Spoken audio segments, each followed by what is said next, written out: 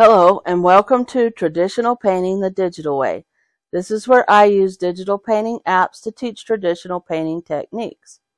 This is part 2 in my statue series, and in this video we're going to go ahead and work more on the hand and try to finish out the final highlights on the painting. And again, if you want to follow along with traditional materials, check out part 1 where I show the different chalk pencils and tools that I use when I'm doing sort of a charcoal painting. And so here we are still working on the eyes, and we're trying to sort of get a smudged look on the, I suppose it's his right eye, but anyway, trying to get a smudged look there and just sort of line it up with the other eye, but it's going to be tilted because it's at an angle. And again, that's why we're working on the painting as a fragment, is to sort of reduce everything to abstract so that you are just looking at the shapes and trying to get the patterns of dark and light here. And so we're working on Michelangelo's David, and Rodin's The Thinker sculpture is probably also another good one if you wanted to try to draw it and do something with it. It's probably would be very good practice as well. So here I'm just sort of working on the cheekbone, straightening the nose out, trying to get the nose right, the tip of the nose. It has a funny little curve, a bump on the end of the nose, and I'm trying to get that right, and working on the mouth, trying to get the highlights along the edges of the mouth correct there, and the cheekbones, just trying to add the dark and the light there. And then here I'm working on the hand again, and like I said, this will be really good practice for drawing a hand. And we can all use lots of practice drawing hands because they're very tricky. And so here I'm just kind of working on the knuckles and the chin. I have the hand connected to the chin right there. And so we're just trying to get the shape of the chin, the edge of the face there, and then work some more on the knuckles. And you can see the bone structure is done really well in this sculpture. It's very realistic, and this is just very good practice to study hands. And you can see how the knuckles all line up at a sort of an angled look there. And also he's got sort of the bone structure and the veins and everything. It's just a really, really good sculpture.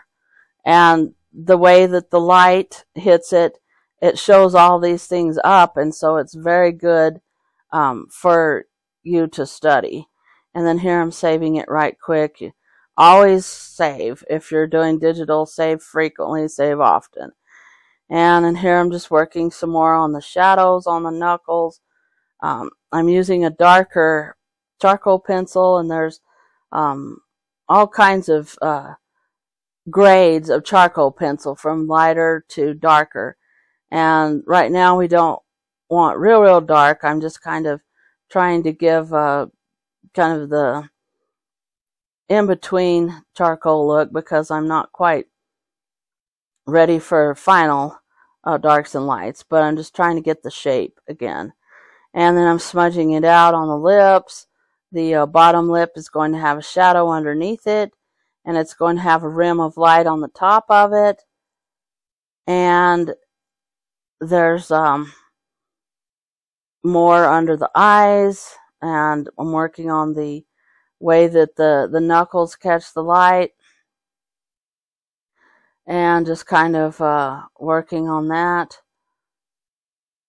And you just kind of have to sort of look at the abstract shapes and try to get the darks and the lights there, and try not to think about what it is that you're drawing exactly.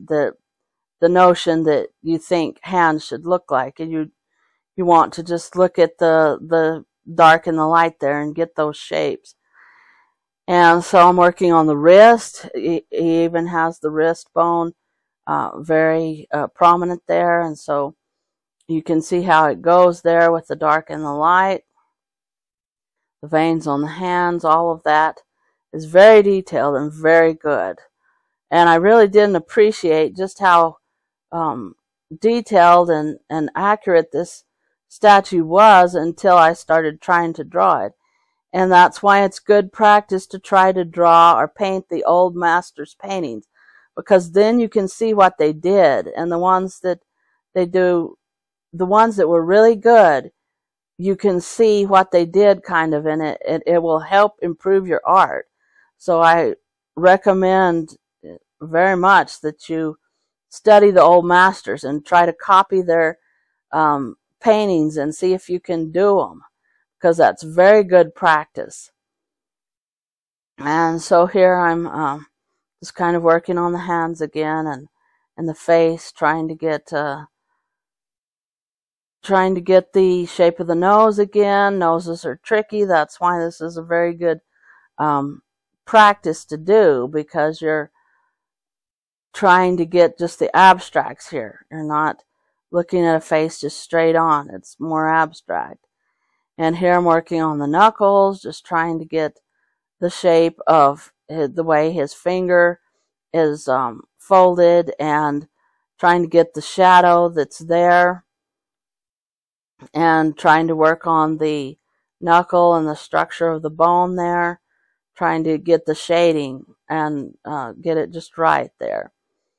And so you just have to keep adding dark and light when you do this to get till you get your final shape.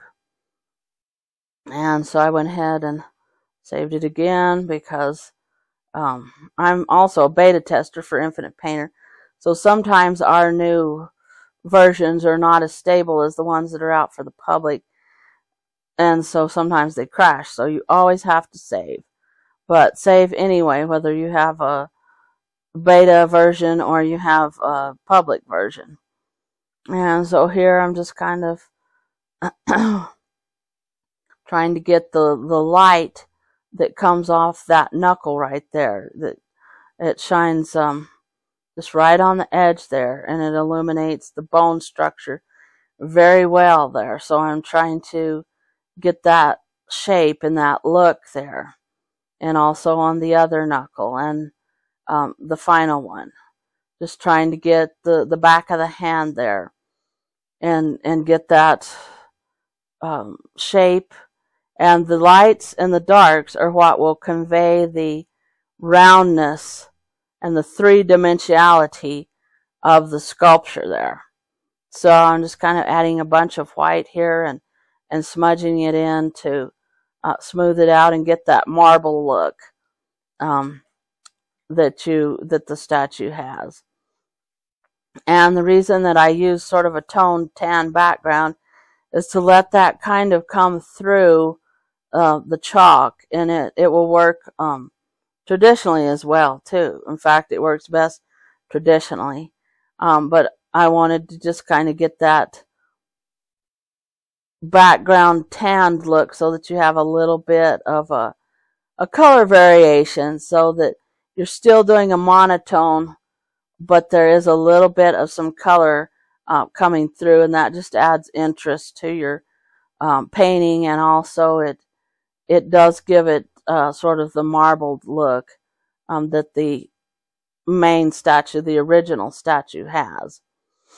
And here I'm just working on the wrist, trying to get the shape of it right, the darks and shadows, adding the highlights on the back of the hand, trying to get that.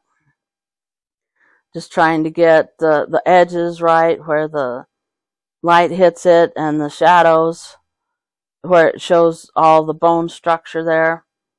And just working around, trying to get the edge of the mouth and get the edge of the nose and the eyes, and all those things. Just trying to kind of get some more of the final details here, because we're getting pretty close. We've got the shapes fairly good, and we're trying to just kind of get a idea of the final details that I need to add. And so if you shrink your painting down, that's the equivalent of stepping back from your drawing or painting in the real world, stepping back from your easel and looking at it at a distance. So when you're doing it digitally, you can just shrink it down, and that also will give you an idea of what you need to do.